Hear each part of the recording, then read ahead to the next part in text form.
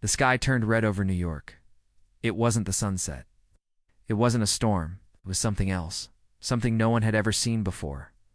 Huge black shapes covered the clouds. They were not planes. They were not birds. They were ships. Alien. Ships. The world stopped. People looked up from their phones, their food, their busy lives. Every country saw the same thing. Giant ships, as big as cities, hanging above Earth like monsters waiting to bite. Then, the message came. It was not in one language.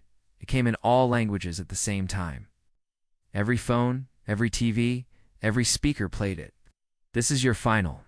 Warning, you have 1 Earth year. Leave this planet. Or be destroyed. There was no emotion in the voice. No hate, no anger, just cold words. A deadline.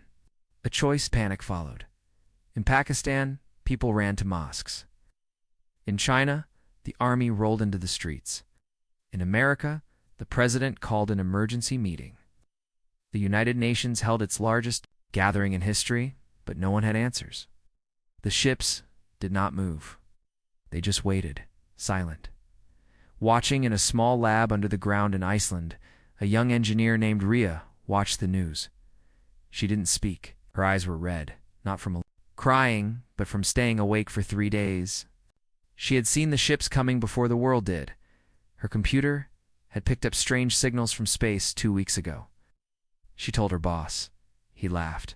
Just space noise, he said. But now, the noise had become real. Her friend Malik, a software coder from Kenya, sat beside her. They're giving us 1 year, he said quietly. Rhea shook her head. No, they're giving us a reason. Malik looked confused. What do you mean? She stood up, voice stronger than before. They want us to run or surrender, but humans don't do that. It's not all of us. A week passed, then a month. Some humans began to leave Earth. Rich people bought tickets on secret space shuttles. Mars colonies started to grow. The media called it the Great Escape. The alien ships stayed silent. The message repeated every 24 hours. Same words. Same voice. Some people gave up. Others prayed. Some parties danced in the streets, pretending the end wasn't near, but in secret. Across the globe, a few people began to prepare not to leave, but to fight. Rhea and Malik joined an underground group called Project Phoenix. It was small. Scientists, ex-soldiers, hackers, people who refused to run. They had no real weapons, no ships. It's just brains, tools, and a dream deep under the frozen mountains. The first human-made battleship was being built. It didn't look like much, just steel and wires, but it was fast, and it was human. It's not built for peace, built for defiance. They named it the Spark. One night, Rhea stood in the launch tunnel. Her heart was beating fast. This was the test flight. If it failed, the world might never know. If it worked, everything would change. Engines ready? She asked. Malik nodded. Ready? But there's something you should see. He showed her a screen. An alien ship above them had moved, just a little. It was looking right at their mountain. No, Rhea whispered. But it was too late to stop. The Spark launched like a bullet from the Earth. Fire lit the skies. The world watched, surprised. News cameras captured the moment as the small human ship rose into space towards the silent giants. The alien ships didn't attack. One of them slowly turned and began to follow. Inside the alien ship, a tall creature watched the small human ship with its 4 black eyes. It spoke in its strange language. They have chosen the path of resistance. Another voice replied. Then we must begin the protocol. Back on Earth, leaders gathered in secret. How many ships can we build? One asked. Not enough. Another replied. Unless we unite. For the first time in history, old enemies shook hands. Borders meant nothing now. Earth itself was in danger. Rhea stood before a global screen, speaking not just as a scientist, but as a human. We will not run. We will not kneel. This is our world, and we will fight for it. Watching from homes, streets, caves, and space stations, felt something rise inside them. Hope final scene, in space, the spark flew silently. Behind it, the alien ship followed, calm, deadly, watching. Then, suddenly, a tiny satellite turned on near Saturn. It sent out a signal hidden, human, ancient. Ria's eyes widened. That's not from us. Malik read the data. Alec. Turned pale. It's from another human ship, he said slowly. But it was launched over 30 years ago. The human ship, the Spark, moved quietly through the darkness of space. Behind it, the alien ship followed. It did not fire. It did not speak. It simply watched like a wolf tracking prey. Or maybe something it feared inside the Spark. Ria sat in the command seat. Her eyes stared at the strange signal on the screen. It blinked again, and again a signal from a human ship that should not exist. Malik leaned closer. This code. Over 30 years old, from a deep space mission that was marked as lost. Ria whispered, maybe it wasn't lost. They sent a message toward the source. No reply. Just that steady blinking light deep near Saturn's rings. 3 hours later, the Spark reached the origin point. There it was, a small, old human ship floating in silence. Its name was still painted on the hull. HSS Pilgrim. It looked dead. No lights, no engines, no movement. But the signal kept blinking. Malik docked the Spark gently against the ancient ship. Life signs? Ria asked. He shook his head. None. She took a deep breath. I'm going in. The airlock opened with a slow hiss. Cold air rushed in. The halls of HSS Pilgrim were frozen and dark. Dust floated like snow in the air. Ria moved forward with a flashlight, step by step. Then she saw it a handprint. Human. Fresh Malik, she whispered over Combs. Someone's been here. A door slid open suddenly. A man stood there. Old, thin, bearded eyes wide with shock. He raised his hands. Are you from Earth? He asked, voice dry and cracked. Ria nodded. Yes, we thought you were gone. He smiled weakly. No, we were just hiding. His name was Captain Harrow. He was part of a secret mission from decades ago. A group of brilliant scientists, soldiers, and explorers. They were sent to the edge of the solar system to build a backup colony, just in case Earth was ever in danger. They had seen the alien ships long before. Earth did. They've been watching us for years, Harrow said, waiting, testing. But Why not attack? Ria asked. Because they fear one thing, he said. What? Harrow's face turned serious. Human rage. We don't break, we burn. That scares them. Back on Earth, more strange events happened. One alien ship moved. Closer to the surface, still no weapons, still no words. Just slow, silent movement. People around the world felt it a warning without sound, as if the aliens were reminding humanity. We're still here. In underground labs, scientists worked without sleep. New ships, new weapons, even space armor was being developed. But time was short. 1 year was already becoming months. Project Phoenix leaders met secretly, one of them. General Lin said, we cannot wait anymore. We must know what the aliens want. Someone replied, and if they want war, Lin smiled grimly. Then they'll get one. Back aboard the Spark, Ria shared the news with Captain Harrow. We're building a fleet now, she said. He nodded. Good. But there's something else you must know. He handed her a device. It's a data crystal. I took it from an alien scout ship. They attacked us once, a long time ago. We won. Barely. This crystal has their ship specs, power source, everything. Ria stared at it. You're telling me you fought them before? Harrow nodded. Yes.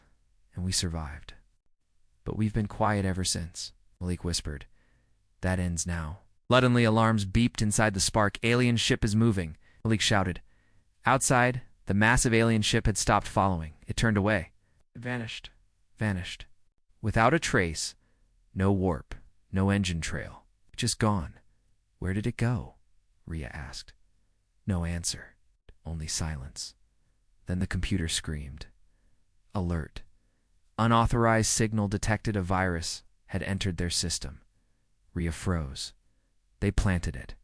Well, watching us. They hacked us. Malik rushed to shut it down. But the virus was fast. Faster than human code. It opened files, maps, blueprints. It was copying everything. Stop it. Rhea yelled, then dashed darkness. The spark went dead. Seconds later, backup power came online. The virus was gone. But so was the data. Their ship designs, flight plans, Earth, locations. All copied. Rhea sat down, shaking. They don't need to destroy us with guns, she said. They'll tear us apart with our own information. That night, Earth received a new message. Same alien voice. Same cold tone. But different words. You resist. You build. You prepare. You see your fire. You now have 6 months. Choose wisely. I know. Seen, in the dark of space, far from Earth, a new alien ship opened its eyes. Bigger, stronger, with weapons ready. A smaller alien voice asked, "Do we fear them still?" The commander replied, "No. We respect them now. That is far more dangerous." The stars were quiet, but space was not empty. The spark floated near Saturn, surrounded by dust and silence. After the alien virus attack, Rhea and Malik worked for hours to fix the damage. Systems were slowly returning. But their mission had changed. They no longer chased answers now. They were hunted. Rhea stared at the ancient data crystal given to her by Captain Harrow. He sat nearby, watching her closely. "There's something else," he said. "The data also shows where the aliens fear to go." "What do you mean?" Malik asked. Harrow pointed at a blinking point on the hologram black zone beyond Neptune. "They call it the Dead Sector. But long ago, humans tried to build a colony there. They failed, or so the world believes." Rhea leaned in. "You're saying someone might still be there?" Harrow nodded. "If anyone's alive, they may have answers, or weapons." Without waiting for Earth's approval, the spark changed course and entered the black. They flew for 6 days. The stars vanished behind dark clouds of dust and energy. All communication to Earth was lost. The deeper they went, the colder the ship became. Then they saw it. A strange structure, half buried in a frozen asteroid. Human metal, human lights. Still alive? The lost colony. Rhea guided the ship closer. It was not just a base, it was a hidden city carved into rock. Solar shields covered its surface. Small defense turrets tracked them, but did not fire. Suddenly a voice came through. "Unknown ship. You are approaching Restricted Zone 9. Identify or be neutralized." Rhea replied, "We are from Earth. Code Phoenix Protocol. We bring knowledge." And a warning, there was silence. Then the turrets powered down. "Proceed." Inside the hidden colony, called Arc-9, thousands of humans lived. They had survived underground for decades, preparing for the day Earth would call. But Earth never did. General Sloan, the colony commander, met them in the main chamber. He was tall, sharp-eyed, and cold. "We knew this day would come," he said. "The aliens didn't forget us. Now, neither will Earth." Rhea showed him the data crystal. Sloan's expression changed. "Hey, this has everything we need to strike back." Malik looked surprised. "Do you mean attack them?" Sloan smiled. "No, I mean win." Back on Earth, panic was spreading. The alien deadline was now only 6 months. Their ships had moved closer. Cities were beginning to empty. People were fleeing into space, hiding on moons, asteroids, anywhere far from Earth. But the leaders of Project Phoenix had hope. Rhea's last signal said one thing: "We found them." Inside Arc-9, humans trained like warriors. Children learned mechanics. Engineers built silent engines and weapons that burned without light. They had created a different kind of fleet, one born in shadows. General Sloan showed Rhea something else, a ship called the REV. Nay, it was black, fast. and invisible to alien sensors. We use their fear against them, he said. We strike fast. We hit hard. Then we vanish. Rhea walked through the ship, heart pounding, for the first time. She believed humans could win. Suddenly, an alarm rang. An alien probe had entered Arc-9 space. It was small, but fast. It had seen too much. Sloane didn't wait. Launch the Revenant. Stop it before it escapes. Rhea and Malik joined the crew. The chase was quick and silent. The Revenant flew like a ghost through asteroid, fields and gravity holes. The alien probe was smart, but not fast enough. Rhea targeted the probe. Locking missile. Malik added, if it gets away, it will tell the whole alien fleet where we are. Rhea whispered, not today. Double quotes, boom. The missile hit. Ow. Exploded into metal dust. Cheers erupted inside the ship. But then, an unknown signal appeared. Bigger, heavier. Malik's eyes widened. Alien warship. It was hiding nearby, watching. The Revenant was not ready for full battle. They turned fast and raced back to Arc-9.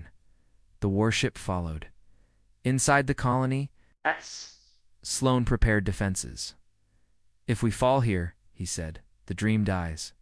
Turrets locked on, shields went up. Fighters. Launched. The alien ship arrived like a monster. Black and red, full of weapons. Then, it stopped no attack. A voice came through, deep and chilling. We see what you are. We see what you plan. This colony ends now.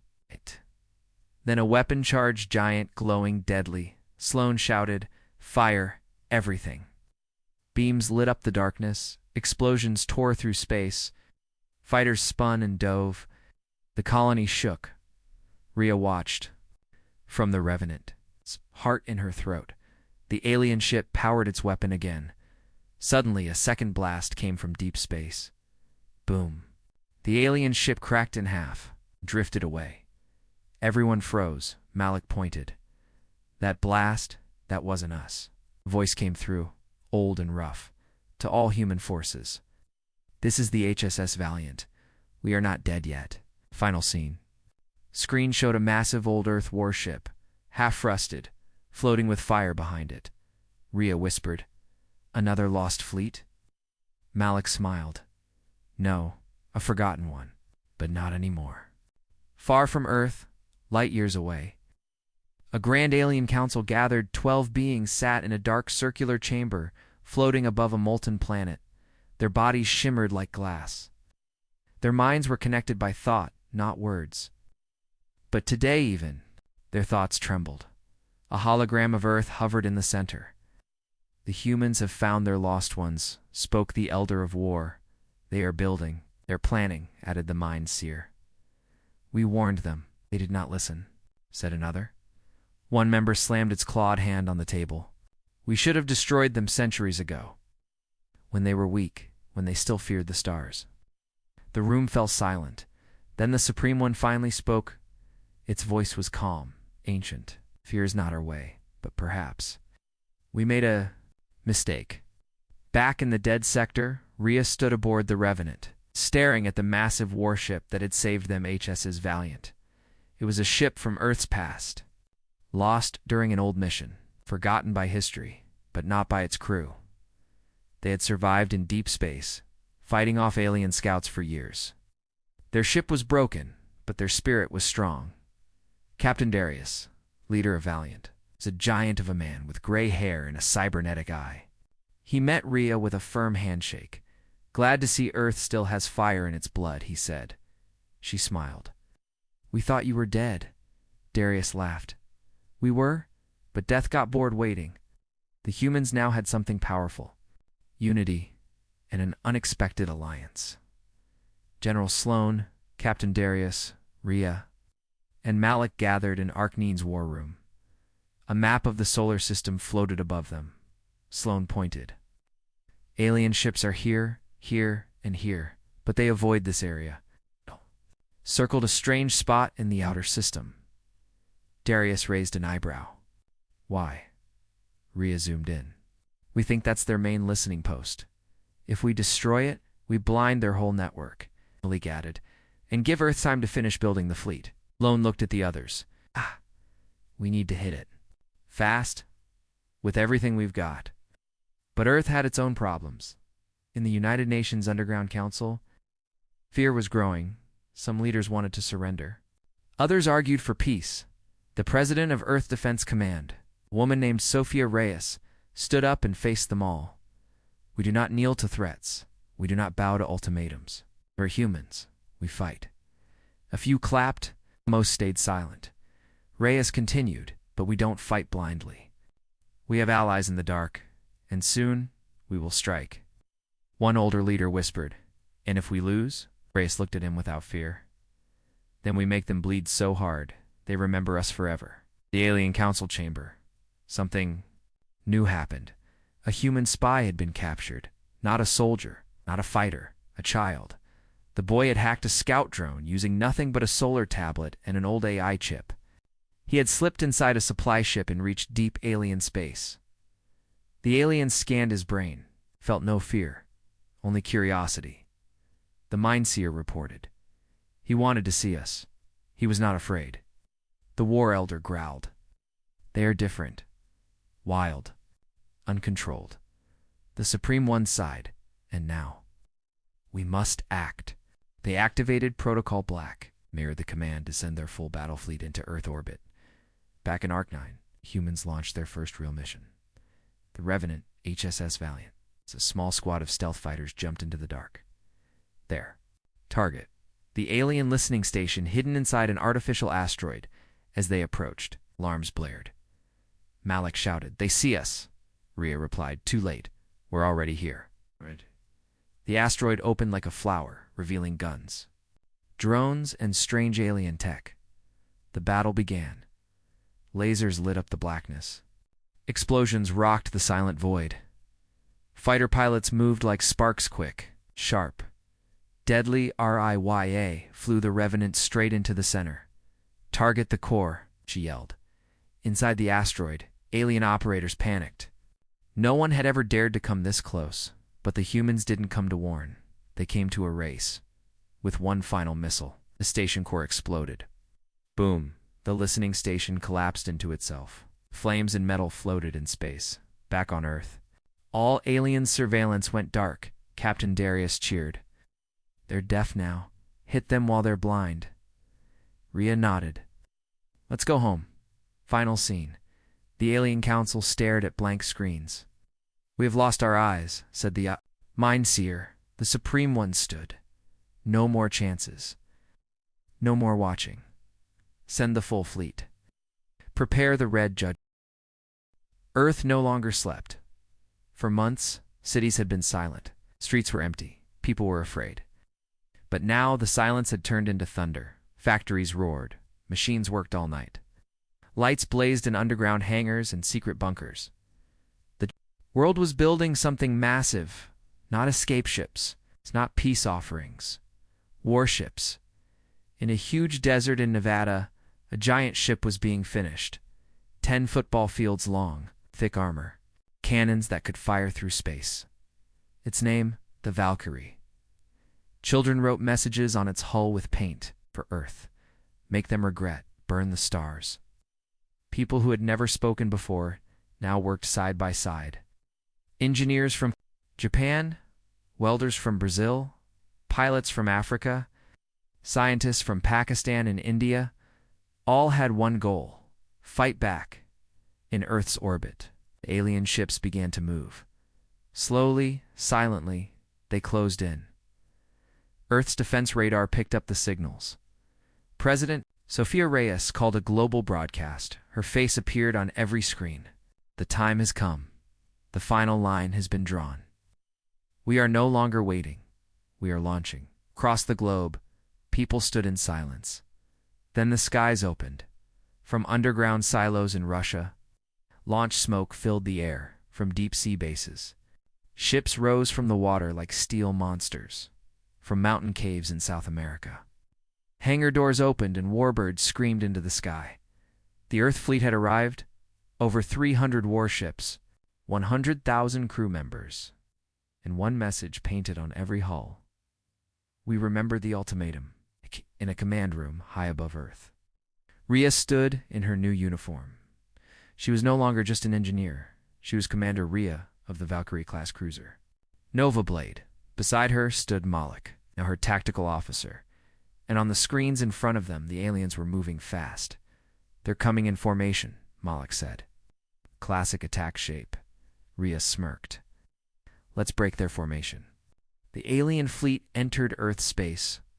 Hundreds of ships, glowing with deadly power, but they found no surrender. They found a wall of steel and fire waiting for them. The battle began. In space, lasers burned the black sky. Fighter jets zipped between debris fields. Ships exploded like stars. One alien destroyer was taken down by a single Earth corvette flying straight through its engines. From a command ship, alien commanders watched with confusion. They fight harder than expected. They adapt too quickly. They're not just defending, they are winning. Back on Earth, every screen showed the battle. People watched from bunkers, homes, space stations. A little girl in Germany whispered, "That one's ours," as a human ship cut through two alien cruisers. Suddenly, inside Nova Blade, alarms rang. Spy signal detected. Malik shouted. They traced it fast. A signal was being sent. From inside the Earth fleet. A traitor. Rhea's eyes went cold. Lock the signal. Find the source now. The signal was feeding alien ships Earth's attack patterns. Malik broke the encryption. "It's coming from the Vanguard, a transport ship." Rhea opened comes. "Vanguard, shut down your comes now, or we open fire." No response. "Fire one warning shot," she ordered. The warning shot grazed the ship's side. A second later, an escape pod launched from Vanguard. It flew straight toward the alien fleet. Inside it, a humanoid figure wearing alien armor. A spy, Rhya, gave the order, "Destroy it." Boom! The pod exploded before it reached the aliens. No more secrets. No more mercy. In orbit, the Earth fleet began pushing the alien ships back. Ship by ship, they turned the tide. But then, something new appeared. An alien mothership, 10 times larger than anything before. Exited warp behind Jupiter, dark, silent, full of death. It began charging a weapon so large, it lit up space like a false sun. Malik's voice shook. That cannon. It could destroy a continent. Rhea nodded. Then we hit it first. On Earth, President Reyes received the data. She sent the order across all fleets, all units. Operation Heavenfall is go. That mothership dies today. Final scene. From Earth's orbit, a secret ship launched. It had no weapons, no crew, only one mission. Inside its core, a fusion bomb the size of a building. It flew fast, silent, heading for the alien mothership. The aliens didn't notice, until it was too late. In its final seconds, Rhea whispered into her mic, "You gave us a warning. Now, here's ours." The screen flashed white boom. The alien mothership exploded into fire and metal. Anew. Light filled the stars. The alien mothership was gone. Pieces of it floated through space, giant chunks of metal, glowing blue fire and shattered crystal. For the first time, silence filled Earth's orbit, but victory did not mean peace. It meant escalation. Inside the command center of the Nova Blade, Rhea stood still, staring at the burning wreck on the screen. Malik leaned forward. "We did it," he whispered. But Rhea didn't smile. "No," she said.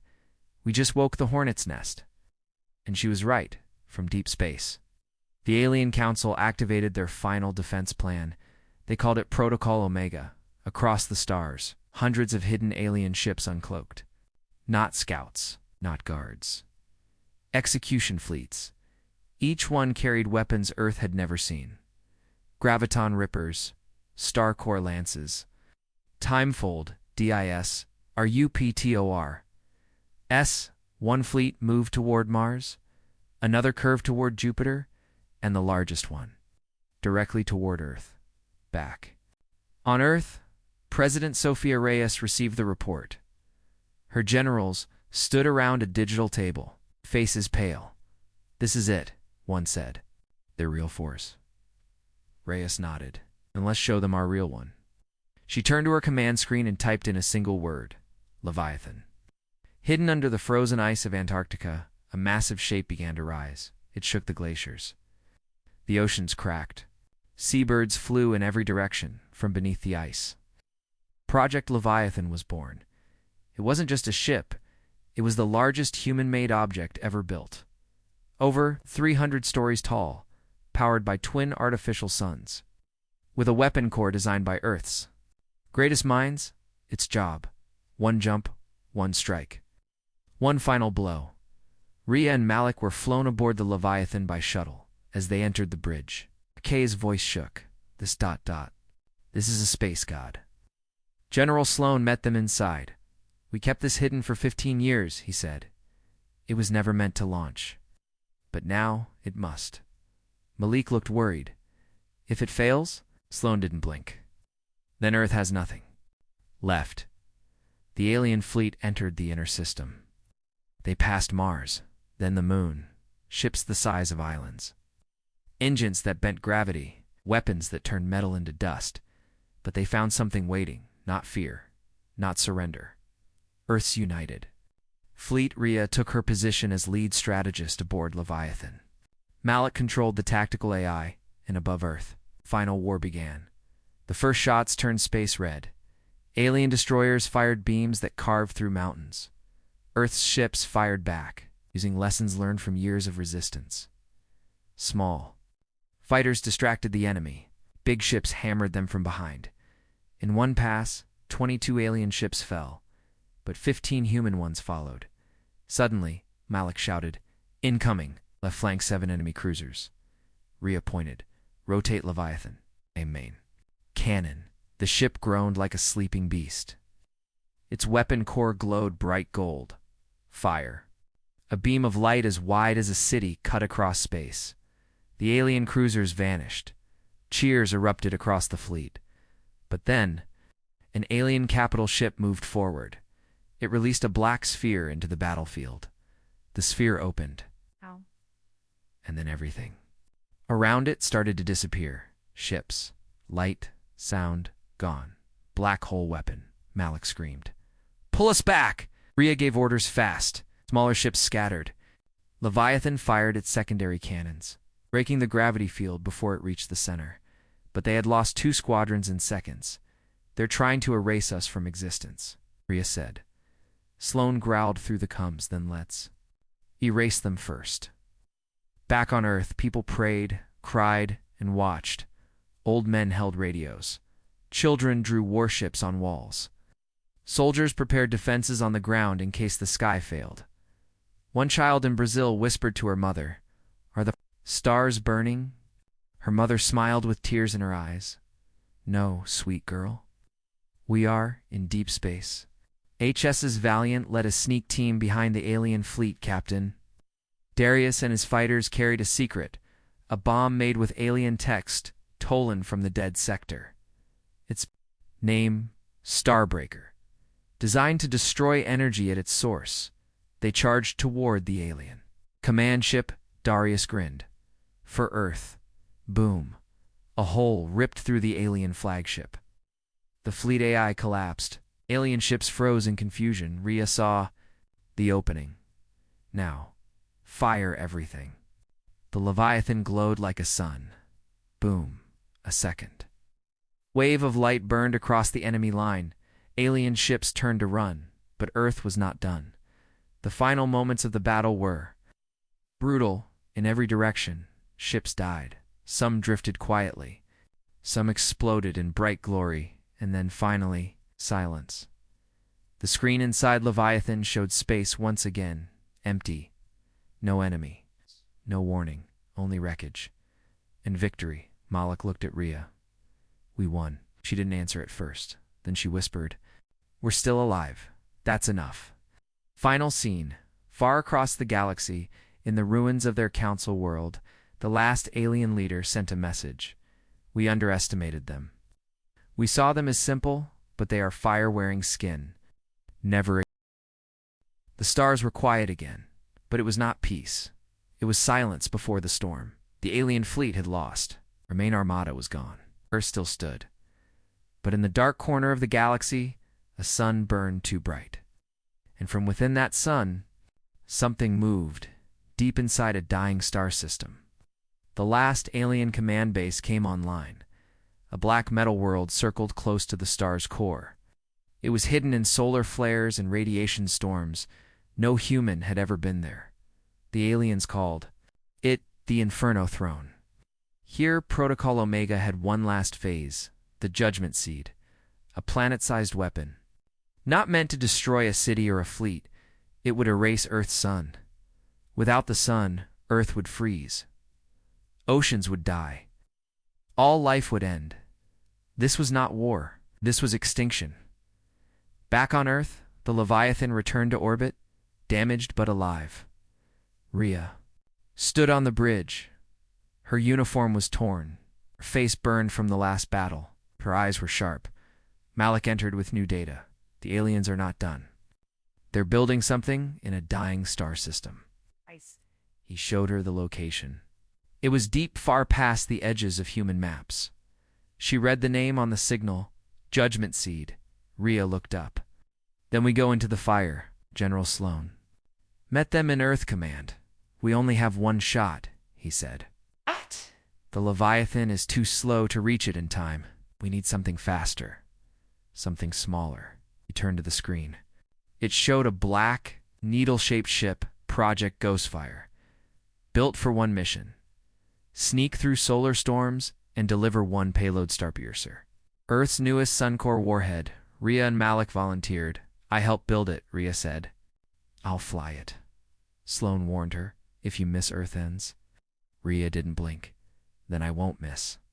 They launched within hours. Ghostfire cut through space like a whisper. It passed Neptune, then Pluto, then drifted into deep black. At the edge of the dying star system, the light changed. Space twisted. Time moved strangely. Gravity bent. Rhea's ship sensors went crazy, but she held the course. Inside the Inferno Throne, the alien leaders watched the Judgment Seed charge. One alien whispered, "Their kind burns bright, ... but briefly." Another replied, "Let's make sure they never rise again." Suddenly alarms sounded. A human ship had entered the system. The aliens stared in disbelief. One ship, one asked. But this was no normal ship. It moved between solar waves. It flew through radiation like it was wind. The aliens launched interceptors, fast, deadly. Many, Ghostfire dodged left, then right, then under. Like a dancer in fire, Malik shouted. We're too close to the star. Holes melting. Rhea smiled. Then let's melt faster. As they neared the Inferno Throne. The Judgment Seed reached 85% power. A countdown began. 300 seconds. That's all Earth had left. The alien war station opened its defense ring. Beams shot toward Ghostfire. One hit, sparks exploded. Shields down, another hit. Engines sputtered. Rhea screamed, Malik, fire the capsule. We hit the command. The Starpiercer launched, flying straight into the Judgment Seed's core. Silence, then ... Boom. The Judgment Seed exploded like a second sun, the Inferno. Throne cracked in half. The entire star system shook. Aliens inside burned away in light. Rhea's ship spun out of control. Fire filled the cockpit. Systems failed, Malik yelled. We're caught in the star's pull, Rhea whispered. It's okay? She closed her eyes. I'm not afraid. Far away, Earth's command watched the explosion from satellite feed. Then, silence. Sloan turned to the screen. No, more signal. No sign of Rhea or Malik. Only the message from the Leviathan. Target destroyed. Earth survives. On Earth, people cried and cheered together. The war had cost everything, but they were still. Here, final scene. Weeks later, in deep space near the edge of the destroyed system, a rescue drone picked up a faint signal. A life pod inside, 2 figures, barely alive. One opened her eyes. She smiled weakly. Guess we weren't done yet. The war was over. The stars were quiet. No more alien fleets. No more warnings. No more ultimatums. Humanity had survived. But the galaxy would never be the same. In a hospital orbiting Earth, Rhea lay in a white bed. Machines beeped quietly. Her body was bruised, her bones cracked, her lungs scarred from fire, but her eyes were open and alive. Malik sat beside her, arm in a sling, smiling. "We did it," he said. Rhea's voice was weak but steady. "No, we didn't. Everyone did." She was right. Across the planet, people celebrated. Cities lit. Up again, children ran in streets. Flags of Earth flew from rooftops, one flag for one species. In Pakistan, a farmer named Jamil looked up at the stars and whispered, "They tried to erase us. But we wrote ourselves in fire." In Ghana, 2 engineers toasted to Project Phoenix, their hands stained with grease, their eyes full of pride. In Tokyo, an orphan girl held a small model of the Leviathan, whispering, "Next time I'll fly one." But peace brought new questions. What if they come back? What if others are watching? The alien council was gone, but the galaxy was still full of ancient powers, old enemies and deeper shadows. And Earth had changed. Humans now had war fleets, wormhole drives, weapons born from fear. Some leaders called for disarmament. Others said build more. A quiet war began in words and debates. Not a fire, but a future. In a high tower overlooking the Atlantic, President Sophia Reyes addressed the United Earth Assembly. "We didn't just survive, we rose. The stars tried to burn us, but we burned back. We must stay united, not in fear, but in purpose." Her voice echoed through every city, every ship, every station. "We are no longer just from Earth. We are of the stars now. Far away, deep beyond any human sensor." Something watched. Not alien, not machine. Older, wiser, waiting. It had seen the flames of Earth's war. It had felt the pulse of Leviathan's cannon. It had heard the final cry of the alien council. And it had one thought: they are not what we expected. Back in orbit, Rhea and Malik stood on the bridge of a new ship. The Horizon Flame, smaller than Leviathan, faster, sleek, built not for war but for exploration. The United Earth Alliance had chosen them to lead the first deep space mission beyond known space. They were not soldiers now. They were pathfinders. Rhea stared at the stars ahead. "They called us a threat," she said. "But maybe. Or just a question they were too afraid to answer." Malik smirked. "So what's the plan now?" Rhea took a deep breath. "We go farther. We find out what else is out there. We show the galaxy what humanity really is." Ship's engines glowed blue. The stars shifted and then launch. Final scene. From a great distance, Earth looked small again. Blue, quiet, beautiful. But now it had scars. In wings, the stars whispered, "They survived the fire. Now they rise from it." And somewhere, in a place no map could find, a voice echoed softly, their final ultimatum. "But what comes the greatest fleet? But what comes next? Will shake the stars themselves."